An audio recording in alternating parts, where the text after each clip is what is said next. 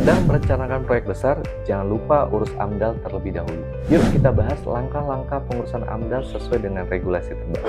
AMDAL atau Analisis Mengenai Dampak Lingkungan adalah dokumen yang menilai dampak lingkungan suatu proyek besar. Sesuai dengan Undang-Undang Nomor 32 Tahun 2009 tentang Perlindungan dan Pengelolaan Lingkungan Hidup, AMDAL wajib dimiliki sebelum proyek dimulai. Langkah pertama dalam pengurusan AMDAL adalah menyusun kerangka acuan AMDAL. Dokumen ini mencakup lingkup studi dan rencana pengelolaan lingkungan proyek. Dalam kerangka ini, Anda harus menjelaskan lokasi, jenis kegiatan, serta potensi dampak lingkungan yang mungkin terjadi. Langkah selanjutnya adalah melakukan studi dampak lingkungan. Tim ahli akan mengidentifikasi dan menganalisis potensi dampak proyek terhadap tanah, air, udara, ekosistem, dan masyarakat sekitar. Hasil studi ini digunakan untuk menyusun dokumen AMDAL yang lebih detail. Studi ini mencakup evaluasi potensi polusi, gangguan ekosistem, hingga dampak sosial dari proyek. Setelah studi selesai, langkah berikutnya adalah menyusun dokumen AMDAL yang lengkap. Dokumen ini berisi analisis dampak,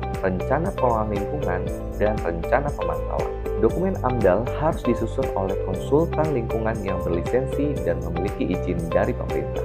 Setelah dokumen AMDAL selesai disusun, langkah berikutnya adalah pengajuan dokumen tersebut ke Komisi Penilai AMDAL. Komisi ini akan mengevaluasi kelayakan lingkungan proyek Anda berdasarkan isi dokumen.